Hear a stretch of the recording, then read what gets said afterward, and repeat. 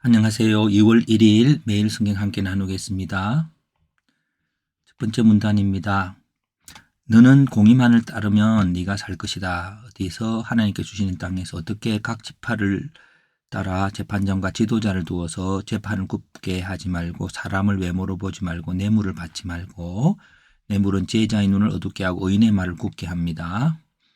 너는 우상을 세우지 말아야 한다. 어떻게 아세라상을 세우지 말고 주상도 세우지 말고 왜 여호와께서 미워하시는 것이므로 흠이나 악질이 있는 소와 양은 하나님께 드리지 말아야 된다. 하나님께 가증한 것이다. 너는 하나님 언약을 어기고 다른 신을 섬기자고 한 사람이 있으면 그 사람을 돌로 쳐서 죽여야 한다. 어떻게? 확실히 조사한 후에 두세 사람의 증인으로 증인이 먼저 그 손을 댄 후에 왜 너희 중에 악을 제하여야 하므로 판결할 일이 있으면 너는 율법의 뜻대로 판결해야 된다. 어디서 여호와의 택하신 곳으로 올라가서 어떻게 자로나무로 치우치지 않고 레위 사람 재판장이나 제사장이나 재판장에게 물어가지고 해야 됩니다. 제사장이나 재판장의 말을 듣지 않으면 그 사람을 죽여야 됩니다. 왜 죽여야 될까요? 이스라엘 중에 무법하게 행하지 않도록 하려고 온 백성이 듣고 두려워하도록 해야 합니다. 한 문장 요약입니다. 악을 행하는 자를 죽여서 백성 중에 악을 제해야 합니다. 그래서 정결하기 위한 조직입니다. 조직의 종류는 재판장 있고 제가 성전이라고 한 그것은 또 레위인도 들어갈 수 있기 때문에요.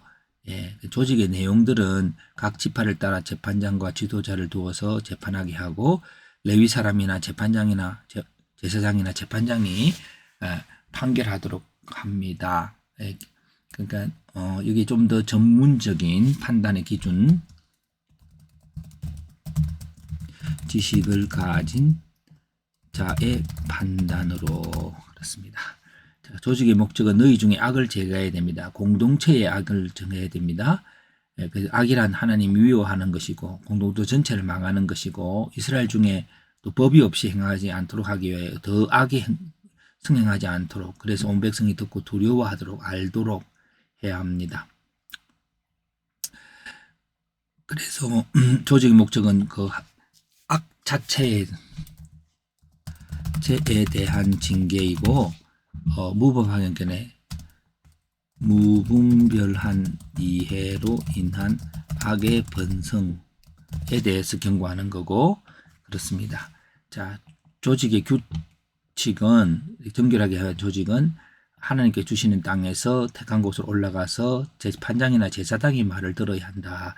이게 말에 전문가들이 들어야 됩니다.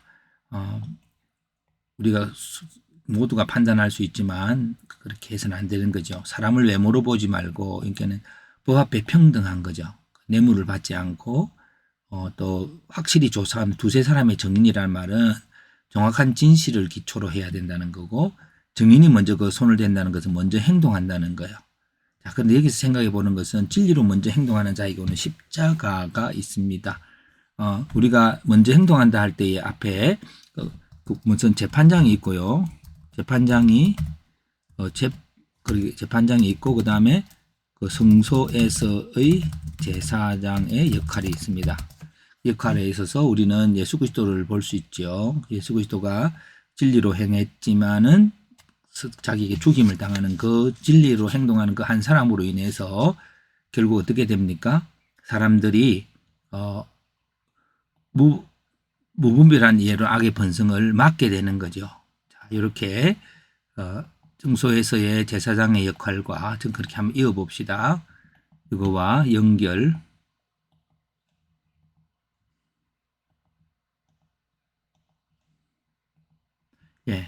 연결해 봅니다. 오늘 우리는 예수 그리스도의 행하심에 대해서 좀 늘 생각하는 거니까요.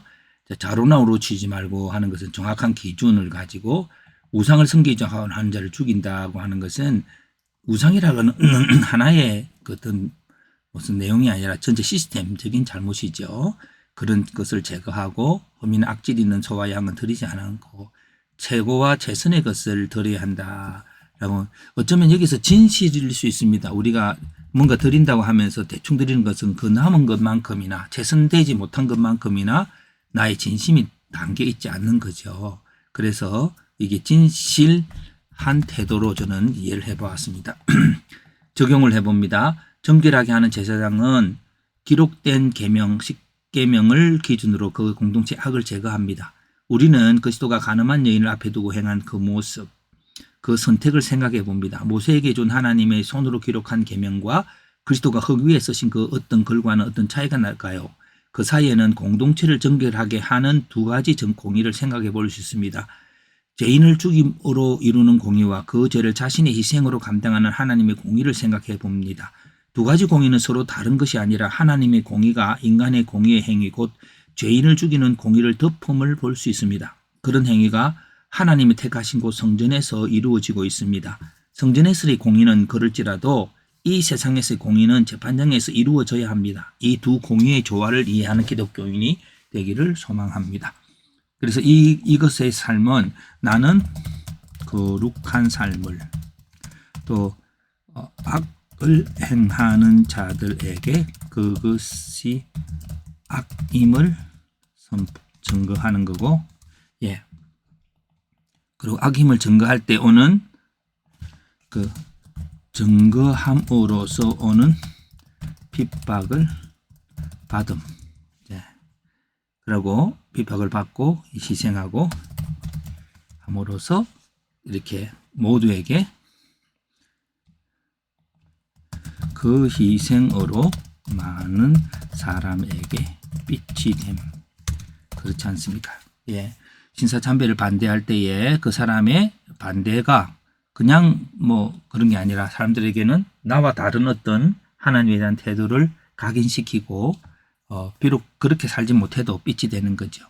그래서 이게 여기 보면은 이제 무법하게 행하지 않도록이라고 하는 이 목적으로 심판하는 것이라면 그 무법으로 악임을 증거할 때 당연히 핍박이 오고 핍박이 옴으로써 진리가 빛을 드러내는 것이죠. 이런 방법으로 우리는 공동체의 선을 드러내고 공의를 실현해 가는 것이 십자가의 공의라고 봅니다.